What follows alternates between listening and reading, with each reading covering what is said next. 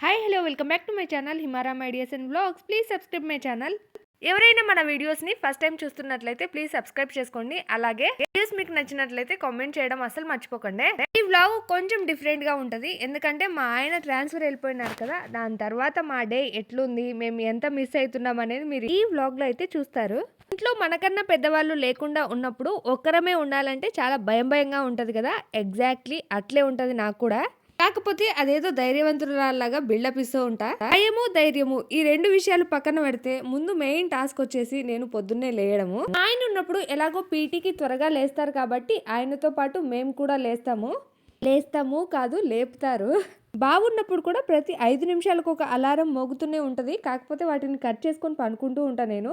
ఇప్పుడు అంటే మేము సివిల్లో ఉంటున్నాం కాబట్టి నేను వేసాలు ఎవరికి తెలియట్లేదు. అదే క్వార్టర్స్లో ఉన్నప్పుడైతే నా అలారం సౌండ్ మా పై బ్లాక్లో ఉన్న వాళ్ళకి వినిపించేదంట. వాళ్ళు బయటకు వచ్చి చెప్పేవాళ్ళు పొద్దున కిస్కా మొబైల్ సుబై బస్తా అవుతాయని అడుగుతూ ఉండేవాళ్ళు. నేనైతే పాలు తాగిన పిల్లిలా నోరు మూసుకొని ఉండేదాన్ని.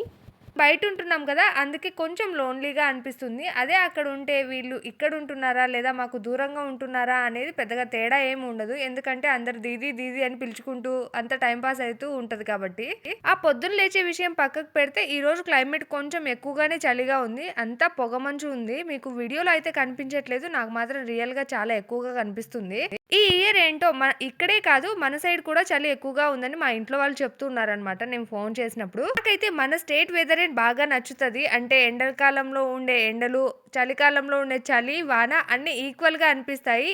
మన స్టేట్ దాటి బయట స్టేట్ లో అడుగు పెడతామో లేదో అంత వెదర్ చేంజెస్ ఉంటాయి. నాకు స్టేట్ గురించి మాట్లాడే నేనే ఇట్లుంటే ఇంకా కంట్రీస్ దాటి వాళ్ళ పరిస్థితి ఊహించుకోనక్కర్లేదు అనుకుంటా. నాకైతే చలికాలం అస్సలు పడదు. చలి అంటే నాకు ఏదో ఒక హెల్త్ ఇష్యూ అయితే వస్తూనే ఉంటది ఎప్పుడు. అందుకే మీరు మాక్సిమం వీడియోస్ లో గమనిస్తూనే ఉంటారు, నేను స్వెటరు క్యాప్ లేకుండా ఏ వీడియోలోనూ కనిపించను. మా పిల్లలకు కూడా నేను స్వెటరు క్యాప్ సాక్స్లు అన్ని వేర్ చేయమని చెప్తూ ఉంటా, కాకపోతే వాళ్ళు వినరు. ఏంటంటే బెల్లం కొట్టిన రాయిలా పనంతా పూర్తి చేసుకుని ఒకే చోట కూర్చుంటా. వాళ్ళు మాత్రం అలా కాదు కదా, అటు ఇటు తిరుగుతూ ఆడుకుంటూ ఉంటారు కాబట్టి వాళ్ళకి అంత అనిపించదేమో నాకు తెలిసి. ఇప్పుడు మేముండే ఏరియాతో పోలిస్తే లాస్ట్ టైం మేమున్న ఏరియాలో కొంచెం చలి ఎక్కువగానే ఉండేది, కాకపోతే ఎండ బాగా వచ్చేదన్నమాట.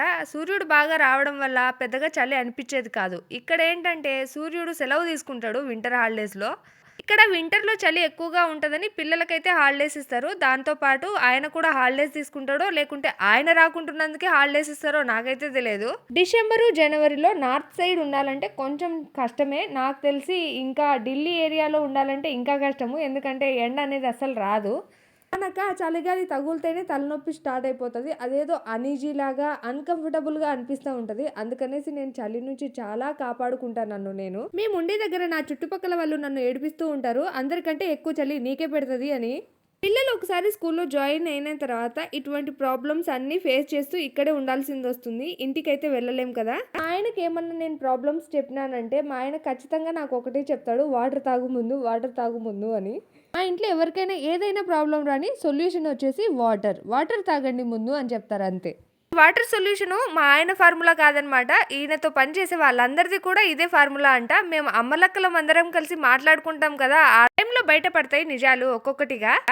మాకు డైలీ రొటీన్ ఇలాగే ఉంటుందా అని అంటే అప్పుడప్పుడు కొంచెం చేంజ్ అవుతుంది వీళ్ళకి హాలిడేస్ ఉన్నప్పుడు. ఈ రోజు అయితే పిల్లలకు హాలిడే ఉంది కాబట్టి వాళ్ళు లేచే ముందే ఈ పనులన్నీ నేను చకచకా పూర్తి చేసుకొని స్నానం చేసుకున్నానంటే ఒక పని అయిపోద్ది. ఈ క్లీనింగ్ అంతా అయిపోయిన తర్వాత స్నానం చేసేసి పూజ చేసుకుంటా. ఇది మా డైలీ రొటీన్ లో ఒక భాగము. ఇప్పుడు ఒక సంతను వేసుకొని ట్రావెల్ చేసే మా ఆయనకి సింగిల్ గా ట్రావెల్ చేయాలంటే లోన్లీగా ఫీల్ అవుతున్నాడంట. రీజన్ ఇంకొకటి కూడా ఉంది, అది నేను మీకు ముందు వీడియోలో అయితే చెప్పినాను కదా, అది ఎక్కువగా ఫీల్ అవుతున్నారు, అందుకోసమే అంత సాడ్ గా ఉన్నారు. నుంచి బయలుదేరేటప్పుడు కూడా ఒక వీడియో తీసుకోమని చెప్పినాను, కాకపోతే మర్చిపోయినారంట హడావిడిలో పడి, లేదంటే ట్రైన్ మిస్ అయ్యే వాళ్ళు. ఫోన్లే అని నేను వదిలేసి అక్కడ దిగిన తర్వాత నువ్వు రీచ్ అయ్యాక ఒక వీడియో తీసుకో అని చెప్పినాను. నా పూజ అయిపోయిన వెంటనే బావ దగ్గర నుంచి కాల్ వచ్చింది, నేను రీచ్ అయిపోయినా అని అనేసి. అదే టైంకి వీడియో కూడా వచ్చేసింది. సేఫ్ గా రీచ్ అయిపోయినారు కాబట్టి నాకైతే హ్యాపీగా అనిపించింది. ఇంకా చూద్దాం మళ్ళీ ఎప్పుడు వస్తారు ఏంటి అని అనేది. ఆయన ఇంటి దగ్గర నుంచి బయలుదేరి 1 డే కూడా పూర్తి అవ్వలేదు, నాకు మాత్రం ఎన్నో డేస్ అయినట్లు అనిపిస్తుంది. ఎందుకో ఎన్నిసార్లు బయటికి వెళ్ళినా ఇదే ప్రాబ్లం అనమాట. నాకే కాదు ప్రతి ఒక్కరికి ఇలాగే అనిపిస్తుంది, కాకపోతే నేను చెప్పుకుంటున్నా, వాళ్ళు చెప్పుకోలేరు అంతే. వీళ్ళ డాడీ అక్కడికి వెళ్ళేటప్పుడు వీళ్ళకు స్కూల్ ఉంది కాబట్టి వీళ్ళు సెండ్ ఆఫ్ అయితే ఇవ్వలేకపోయినారు. ఈ రోజు హాలిడే ఇచ్చినారు వాళ్ళ డాడీ అక్కడికి రీచ్ అయిన తర్వాత. హాలిడే ఏదో నిన్నే ఇచ్చింటే బాగుండు మమ్మీ అని వీళ్ళు మాట్లాడుతున్నారు నాతో. సరే బ్రేక్ఫాస్ట్ అయిపోయిన తర్వాత ఇక నా నెక్స్ట్ కార్యక్రమం వచ్చేసి ఇక స్టిచ్చింగ్ అనమాట.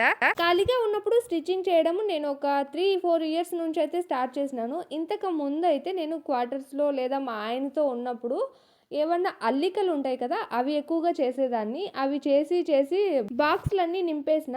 ఇప్పుడైతే పెద్దగా ఎవరు పట్టించుకోవట్లేదు, కానీ మేము క్వార్టర్స్లో ఉండేటప్పుడైతే బీభత్సంగా అల్లేవాళ్ళు అనమాట. ఒక్కరు ఒక మోడల్ ఏదైనా అల్లారు లేదా కుట్టారు అని అంటే వాళ్ళ చుట్టూ ఒక గ్రూప్ లాగా కూర్చొని అందరూ నేర్చుకునేవాళ్ళు. ఇప్పుడు ఆ డేస్ని కూడా నేను చాలా మిస్ అవుతున్నా. ఇప్పుడు కొత్తగా వచ్చే వాళ్ళందరూ మొబైల్స్కే పరిమితం అయిపోతున్నారు. కొత్తగా ఏమన్నా నేర్చుకుందామనే ఆలోచనే వాళ్ళకి లేదు. ఈ మిషన్ నేను తీసుకునే కంటే ముందు కూడా నేను డార్చులాలో 2 క్యాప్లు కూడా అల్లినాను. ఉలన్ కూడా తీసుకున్నా. కాకపోతే ఇప్పుడు నాకు ఎక్కువగా టైం దొరకట్లేదు కాబట్టి నేను ఏం ప్రయోగాలు చేయట్లేదు. మేబీ ఒకవేళ మిషన్ తీసుకోకుండా ఉంటే నా ప్రయోగాల కార్యక్రమం అలా కొనసాగుతూనే ఉండేది. చాలానే అల్లుతూ ఉంటానన్నమాట. ఎప్పుడు ఏదో ఒకటి. ఖాళీగా అయితే అస్సలు ఉండలేను. నేనే కాదు, నాలాగా వచ్చే ఫ్యామిలీస్ అందరూ కూడా ఇలాగే థింక్ చేస్తూ ఉంటారనమాట. అమ్మలక్కలందరూ కలిసి ఖాళీగా ముచ్చట్లేం పెట్టుకోమండి, ఏదో ఒక వర్క్ చేతిలో పెట్టుకొని మాట్లాడుకుంటూ ఉంటాము. చెప్పాను కదా నేను ఆ లైఫ్ని చాలా మిస్ అవుతున్నా అని అనేసి. ఇట్లాంటి సిచ్యువేషన్ ఏదైనా ఉందంటే, అంటే మా హస్బెండ్స్ మాకు దూరంగా ఉంటారు కదా, అటువంటి టైంలో మేము ఇటువంటి అల్లికలు అవి ఇవి పెట్టుకుంటాం అనమాట. ఇంటి పనులన్నీ అయిపోయినాక ఈవినింగ్ నాకు ఈ అక్క నుంచి కాల్ వచ్చింది, నేను కొంచెం హాస్పిటల్కి వెళ్ళాలి, నాతో పాటు తోడొస్తావా అని. ఈ తోడు వెళ్ళడం, తోడు తీసుకుపోవడం లాంటివి మన స్కూల్ డేస్ నుంచి అలా కొనసాగుతూనే ఉన్నాయి. ఇప్పుడు కూడా కొనసాగుతూనే ఉన్నాయి. మేము ముసలి వాళ్ళం అయిన తర్వాత కూడా కొనసాగుతాయేమో. మొత్తానికి ఈ డే అనేది చాలా కష్టం మీద కంప్లీట్ అయిపోయింది. మార్కెట్కి వెళ్ళిన పని కూడా పూర్తయిపోయింది. ఒక బ్లౌజ్ పీస్ తీసుకోవాలని వెళ్తే 10 రూపాయలు కూడా తగ్గించట్లేదు ఆ షాప్ ఆయన ఏందో. షాప్ వాళ్ళు మరీ ఇంత దారుణంగా కూడా ఉండకూడదు. కనీసం మా సంతోషం కోసమైనా ఒక 10 రూపాయలైనా తగ్గిస్తే బాగుంటుంది. మరీ ఎక్కువగా మాట్లాడితే కంజూస్ అని అంటారు. ఇక్కడ మ్యాటర్ 10 రూపాయలు కాదు, మేము అంతో ఇంతో తగ్గించగలిగినాం అనే ఒక ఫీలింగ్ అనమాట. కొత్తగా కళ్ళకు కాటుక పెట్టినా చాలా వింతగా అనిపిస్తుంది. ఒక వీడియో నచ్చితే లైక్, షేర్, సబ్స్క్రైబ్. వీడియోలు అనిపించింది కామెంట్ చేయండి. బాయ్.